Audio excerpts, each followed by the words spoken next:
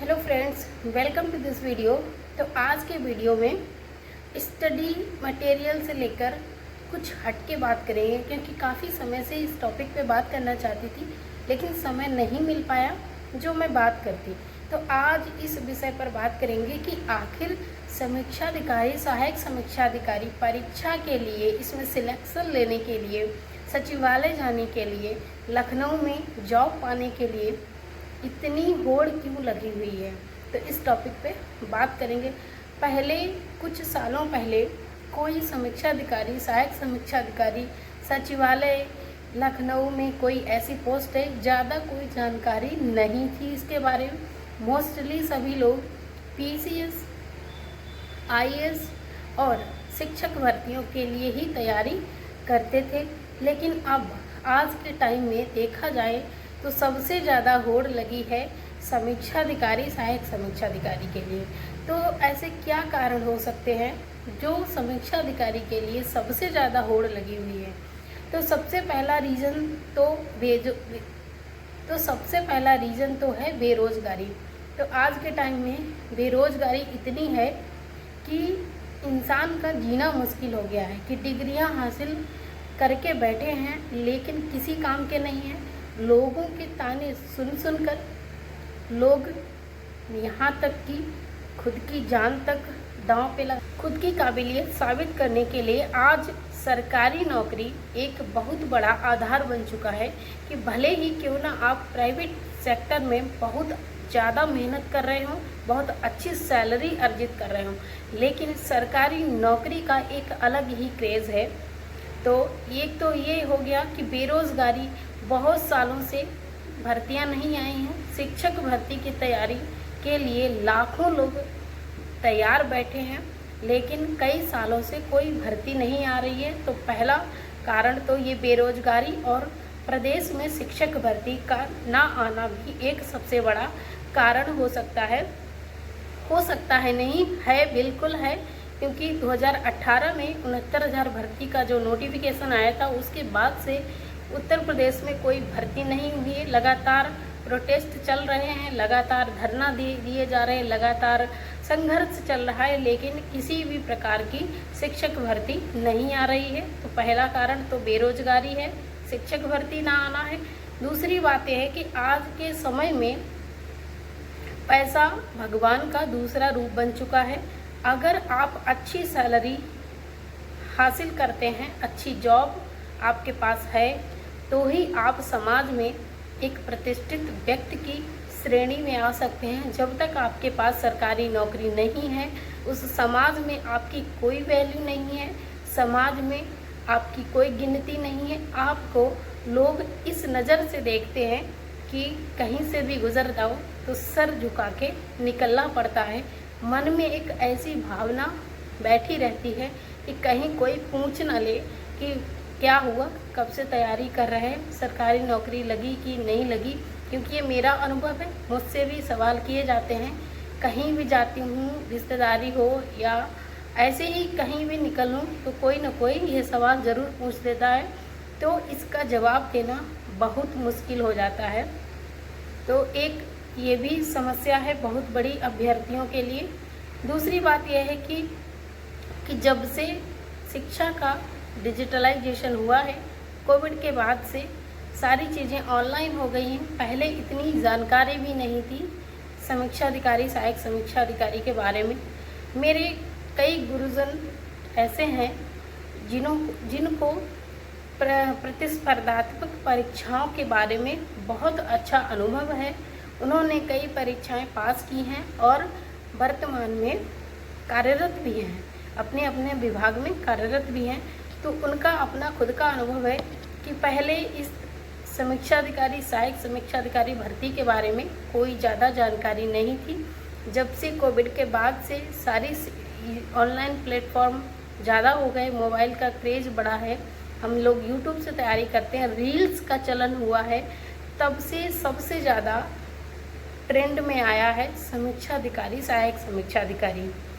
फिर इसके अलावा कि कुछ लोग सिर्फ अपनी आर्थिक स्थिति मजबूत करना चाहते हैं, क्योंकि समीक्षाधिकारी, सहायक समीक्षाधिकारी की काफ़ी अच्छा सैलरी पैकेज भी है, बहुत अच्छा सैलरी पैकेज है। दूसरा, एक प्रतिष्ठित जॉब है। आपके सैलरी के साथ साथ में आपका समाज में मान सम्मान, शासन में आपको जॉब मिलेगी। फिर उसके अलावा एक और भी बात है, जैसे कि शिक्षक भर्ती हो या कोई भी सरकारी नौकरी है, समय समय पर इसका ट्रांसफ़र होता रहता है। ये एक नॉन ट्रांसफ़र जॉब है, आपको कहीं नहीं जाना है। आपको सचिवालय में जॉब मिलती है, तो आपको परमानेंट जब तक रिटायर नहीं होते हैं आपको सचिवालय में ही रहना है, यानी कि आपको लखनऊ में रहना है, राजधानी क्षेत्र में आपको परमानेंट रहना है, कहीं ट्रांसफ़र नहीं होने वाला। तो ये भी एक सबसे बड़ा रीज़न है। और ये महिलाओं के लिए बहुत ही सुरक्षित जॉब है। मान सम्मान और रुतबा, पैसे के अलावा सारी सुविधाएं हैं इसमें, तो इसलिए भी इसका क्रेज़ बढ़ा है। पहले जानकारी तो थी कि इस तरह की कोई पोस्ट होती है सचिवालय में, लेकिन इसमें सैलरी क्या होती है, कितना क्या इस जॉब का भौकाल कितना है, समाज में इसकी वैल्यू कितनी है, सचिवालय में हमको क्या क्या सुविधाएं मिलती हैं, तो पहले इतना कुछ जानकारी नहीं थी। जब से मोबाइल का ट्रेंड बढ़ा है तब से ये सभी चीज़ें रील्स के द्वारा इतनी ज़्यादा वायरल हो रही हैं। और इसके अलावा जो यूट्यूब पे जो ऑनलाइन एजुकेशनल प्लेटफॉर्म्स है, वहाँ पर भी इसको इतना बढ़ा चढ़ा के, जो वास्तव में नहीं है, इतना बढ़ा चढ़ा के बताया जा रहा है, तो इसलिए भी इसकी बहुत ज़्यादा होड़ लगी है। अभी 8वें वेतन आयोग की जब बात चली थी तो कई चैनल्स पे बताया जा रहा है कि 1.5 लाख तक सैलरी इसकी मिलेगी, जबकि ऐसा नहीं है। स्टार्टिंग में हमें 80 के आसपास सैलरी ही मिलेगी, 80 से हम नीचे ही रहेंगे। तो सही सटीक जानकारी ये है कि ये जॉब बहुत ही एक प्रतिष्ठित जॉब है। शासन में हम पोस्टेड होंगे, लखनऊ में हम रहेंगे, हमें एक सरकारी आवास भी मिलेगा, 80,000 के आसपास हमें सैलरी मिलेगी, जो बहुत ही एक अच्छी सैलरी मानी जाती है। 80,000 रुपये बहुत हैं। एक प्राइवेट स्कूल में पढ़ाने के लिए हमें इतनी मेहनत करनी पड़ती है, बहुत ज़्यादा मेहनत करनी पड़ती है, तब मुश्किल से हमें 10 से 15,000, 20,000, मिनिमम 20,000 तक ही मिल सकते हैं। इससे ज़्यादा की हम सोच भी नहीं सकते प्राइवेट स्कूल में। तो अच्छी सैलरी है, 80,000 बहुत होते हैं। उसके अलावा एक प्रतिष्ठित सरकारी नौकरी है कि अगर कोई रिलेशन में या आस पड़ोस का मोहल्ले का पूछ बैठे कि क्या करते हो या अभी तक से नौकरी लगी या नहीं लगी, तो हम गर्व से बता सकते हैं कि हमें सचिवालय में जॉब मिल गई है। ये भी एक सच ही है। और एक नॉन ट्रांसफ़र जॉब है ये, आपका कहीं भी स्थानांतरण नहीं होने वाला है। परमानेंट आपको एक ही जगह रहकर नौकरी करनी है। टाइम इसका फिक्स है, फील्ड की जॉब नहीं है। ये नहीं आपको सर्दी गर्मी वर्षा में बाहर भटकना पड़े, आपको एक जगह बैठकर काम करना है। दूसरी बात यह है कि जितनी प्रतिष्ठित जॉब है, सचिवालय में जॉब मिलेगी आपको, एक अलग तरह का आपका रुतबा बनेगा समाज में, तो उससे कहीं ज़्यादा जिम्मेदारी है।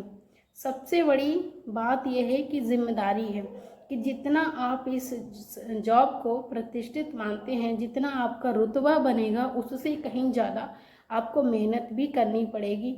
9 से 6 तक की जॉब है, जिसमें आपको बहुत ही मानसिक रूप से तैयार रहना पड़ेगा, शारीरिक रूप से तैयार रहना पड़ेगा। हर तरह से आपको खुद को मेंटेन करके रखना है।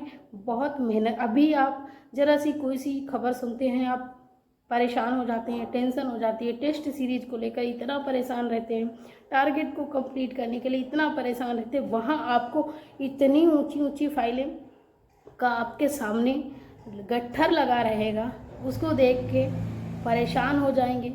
1-2 टेस्ट सीरीज़ के बारे में इतनी परेशानियाँ होती हैं कि टारगेट को लेकर बहुत सारे टेंशन आपको अंदर मानसिक रूप से इतना परेशान हो जाते हैं। तो देखिए, जितनी आपको सैलरी मिलेगी शासन से, जितना रुतबा बनेगा, जितना आप आत्मनिर्भर बनेंगे, उससे कहीं ज़्यादा आपको जिम्मेदारी है। तो इसलिए इस तैयारी के साथ साथ आप अपने आप को मानसिक रूप से भी इतना मजबूत बनाएं कि आपको टेस्ट एक अपना विचार बना लें कि हमें बस एक ही टेस्ट सीरीज़ करनी है और इसी में अच्छा करना है, अपना टाइम मैनेजमेंट ठीक करना है। हमें इतने टॉपिक मिल गए हैं टारगेट में, हमें सुबह से लेकर ये शाम तक पूरा करना है, क्योंकि आपको वहाँ भी ऐसे ही चलना पड़ेगा। आपको जितनी फाइल्स मिलेंगी, जो भी वर्क आपका रहेगा, वो आपको टाइम टू टाइम कंप्लीट करना पड़ेगा।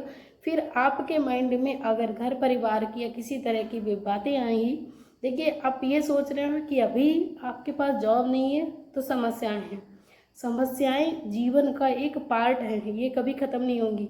मान लीजिए आपकी जॉब भी लग जाएगी, अच्छी सैलरी भी पाने लगेंगे, आत्मनिर्भर बन जाए, फिर भी कुछ ना कुछ समस्याएं जीवन में जुड़ी रहेंगी। फिर आप उन समस्याओं के बारे में सोचेंगे और फाइल में काम करेंगे, पॉसिबल ही नहीं है, बिल्कुल भी संभव नहीं है। तो इसलिए अभी से खुद को तैयार रखें, समस्याओं को एक साइड रखें, टारगेट अपना एक साइड रखें, घंटे नहीं देखने, टाइम नहीं देखना। वहाँ आप 9 बजे एंट्री करेंगे, 6 बजे आपको बाहर आना है, तो क्या आपको समय देखना है, बार बार घड़ी देखनी है कि कब टाइम हो जाए, कब हम बाहर निकले? ऐसा नहीं, दिल लगाना पड़ेगा, आपको मन लगाना पड़ेगा।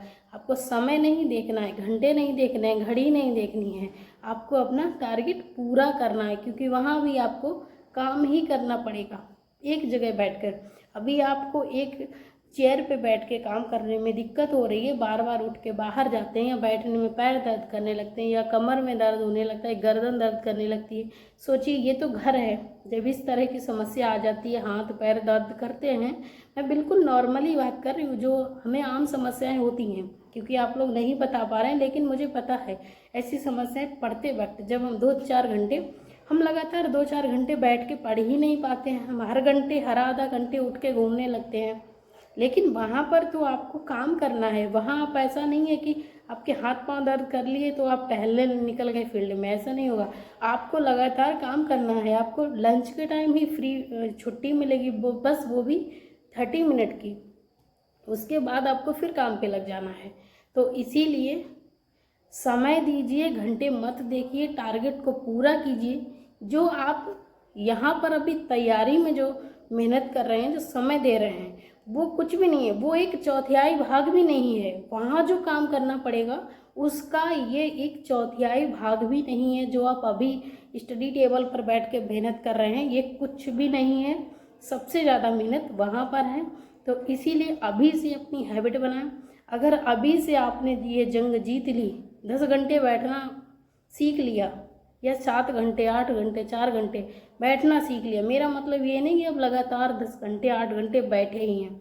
हर 2 घंटे में आप, या 1 घंटे तो बैठ ही सकते हैं, 1 घंटे 2 घंटे बैठ के आप आराम से अपना काम जब करेंगे, पढ़ेंगे, डेली टारगेट पूरा करेंगे, तो आराम से हो जाएगा। आपका टारगेट इसलिए पूरा नहीं हो पा रहा है कि आप हर 30 मिनट में उठ के बाहर देखने जाते हैं, या अपने पैर देखते हैं कि मेरे पैर दर्द कर रहे हैं, लटका है सूझ। मेरे साथ भी ऐसा होता है, मुझे पता है, ये नॉर्मल चीज़ें हैं, सबके साथ हो। लेकिन इनकी आदत हमें अपनी बॉडी को बनानी, हमें अपनी बॉडी को उसी हिसाब से ढालना पड़ेगा। जो काम हमें करना है उसी के हिसाब से हमें अपनी बॉडी को ढालना पड़ेगा, तभी वो संभव हो पाएगा। क्योंकि अगर हम ये अपनी बॉडी के जो संकेत हमारे माइंड में जा रहे हैं और हम उसे महसूस कर रहे हैं, तो ऐसा संभव ही नहीं है। हमें वो संकेत इग्नोर करने हैं कि हमें क्या हो रहा है, हमें क्या दिक्कत हो रही है। हमें अपनी बॉडी को, अपने माइंड को उसी तरह से प्रिपेयर करना है। आप मेरा ये तरीका अपना कर देखिए कि आप भूल जाइए कि आप एक कमरे में बैठ के पढ़ रहे हैं, या एक चेयर पे पैर लटका के पढ़ रहे हैं, या आपको पेन हो रहा है कहीं, आप सब भूल जाइए। आप एक जगह पर 2 घंटे लगातार बैठ के देखिए, 100% आपका टारगेट पूरा होगा। आप हर घंटे, हर आधा घंटे बाहर घूमने जाते हैं, किसी की बात सुनते हैं, फ़ोन चलाते हैं, रील चलाते हैं, क्योंकि 1 घंटा पढ़ना मुश्किल हो रहा है। 1 घंटा पढ़ते पढ़ते आपका माइंड भटकने लगता है। अगर ऐसा होगा तो जॉब करना बहुत मुश्किल पड़ जाएगा। तो खुद को उसी माहौल में ढालने की कोशिश कीजिए, मेहनत कीजिए, अपनी बॉडी को उसी वे में ढालिए, तो 100% आपका टारगेट भी पूरा होगा और निश्चित तौर पे आप सफलता हासिल करेंगे। तो कैसा लगा वीडियो, कमेंट में ज़रूर बताइएगा। धन्यवाद।